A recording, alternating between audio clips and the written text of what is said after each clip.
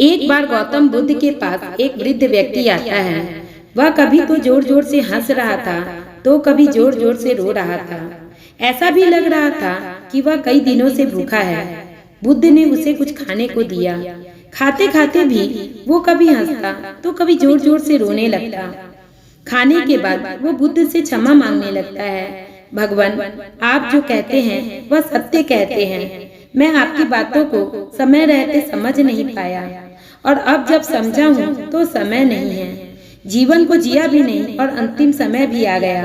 बुद्ध ने कहा, ज्ञान का एक क्षण भी बहुत बड़ा होता है। अब जो तुम्हें सांसें मिल रही है उसे स्वीकार करो और एक एक क्षण को जियो। वहाँ खड़े बुद्ध के शिष्य बहुत आश्चर्य से यह सब देख रहे थे और बुद्ध से पूछते हैं कि भगवान, यह वृद्ध व्यक्ति कौन है जिसका दिमागी संतुलन कुछ ठीक नहीं लग रहा। बुद्ध ने कहा, इसे पागल मत समझो, बल्कि इसे तो अभी ज्ञान की प्राप्ति हुई है। इसलिए तुम सभी इसके पास जाओ और ज्ञान प्राप्त करो। शिष्य उस वृद्ध व्यक्ति के पास जाते हैं और उनके कभी रोने तो कभी हंसने का कारण पूछते हैं। वृद्ध व्यक्ति ने कहा, मैं रो इसलिए रहा हूँ क्योंकि मैं मूर्ख था जो आज तक जीवन को समझ नहीं पाया, और हंसता इसलिए हूँ कि मेरे सामने मेरे ही जैसे कितने मूर्ख घूमते हैं जो मेरी ही जैसी गलतियाँ कर रहे हैं, जिसका पश्चाताप मैं अभी कर रहा हूँ। शिष्यों ने कहा कि आप हमें सारी बातें बताइए जो आपके साथ हुई और जिसकी वजह से आपको ज्ञान की प्राप्ति हुई। वृद्ध व्यक्ति ने कहा, जब मैं छोटा बच्चा था तब मेरी इच्छा होती थी कि मुझे सारे सुख मिले। सभी मित्रों से अलग खिलौने हो मेरे पास, सबसे अलग और सबसे महंगे कपड़े हो मेरे पास। मेरी माँ मुझे टोकती डांटती तो मुझे अच्छा नहीं लगता। मैं अपनी मर्जी से जीवन को जीना चाहता था, स्वतंत्र रहना चाहता था।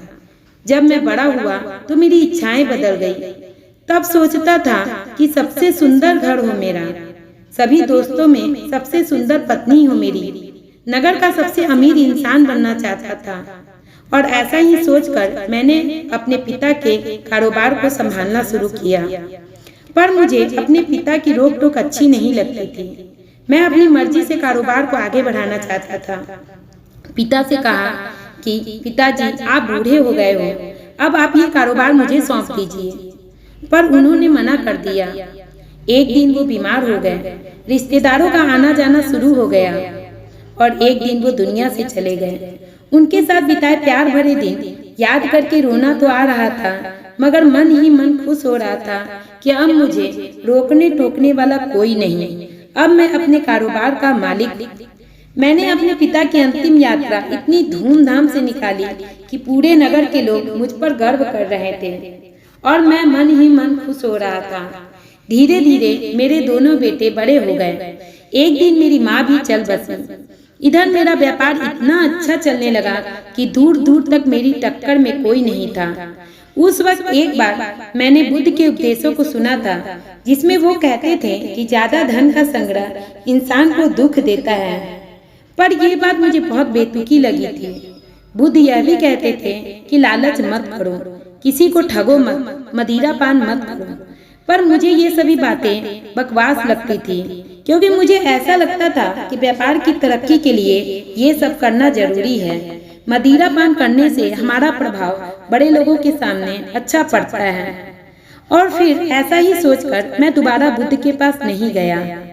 एक दिन अचानक मेरी पत्नी बीमार हो गई और वह भी मुझे छोड़कर चली गई। उस दिन मैं बहुत टूट गया था। बुढ़ापा मेरे भी नजदीक आ रहा था। एक दिन मैं बीमार हो गया। बेटे व्यापार को संभाल रहे थे। तभी एक दिन मेरे दोनों बेटे मेरे पास आए और बड़े बेटे ने कहा, पिताजी, आप व्यापार मुझे सौंप दीजिए, अब आप बूढ़े हो गए हैं, आपके बाद मैं छोटे का भी ध्यान रखूंगा। तभी छोटे बेटे ने कहा, पिताजी, आप व्यापार मुझे सौंप दीजिए, आपके बाद मैं व्यापार को और ऊंचाइयों पर लेकर जाऊंगा। मैं समझ ही नहीं पा रहा था कि मेरे बेटे क्या कह रहे हैं। इन्होंने तो मुझे जीवित ही मार दिया था। दोनों की पत्नियां भी आ गई और चारों में बहस होने लगी। मैं सोचने लगा, जिस धन को कमाने के लिए मैंने क्या कुछ नहीं किया, आज वही धन मेरे परिवार की अशांति का कारण बन गया था। एक ने कहा, अगर आप मुझे अपना कारोबार दे देंगे तो मैं आपकी अंतिम यात्रा ऐसी निकालूंगा जैसी आज तक किसी बेटे ने नहीं निकाली होगी। दूसरे ने कहा, मैं आपकी अंतिम यात्रा ऐसे निकालूंगा जैसी राजा महाराजाओं के यहाँ भी नहीं निकली होगी। सालों सालों तक लोग याद रखेंगे। मैं सोच रहा था मैंने भी तो ऐसा ही किया था। मैं सोच रहा था कि जिस धन को मैंने अपनी जिंदगी बर्बाद करके कमाया वो धन मेरे किसी काम का नहीं, वो धन मेरी जिंदगी भी नहीं बचा सकता। जिस धन के पीछे मैं बचपन से लेकर आज तक भागता रहा वही धन आज मेरे पुत्रों के बीच नफरत का कारण बन गया था। आज मुझे अपने पिता की बेबसी महसूस हो रही थी जिस वक्त वो अपने जीवन की आखिरी सांसें गिन रहे थे। काश मैं उस दिन जीवन की सच्चाई को समझ गया होता तो थोड़ी जिंदगी जी लेता और आज मरने के वक्त पश्चाताप और दुख नहीं बल्कि शांति और खुशी के साथ मरता।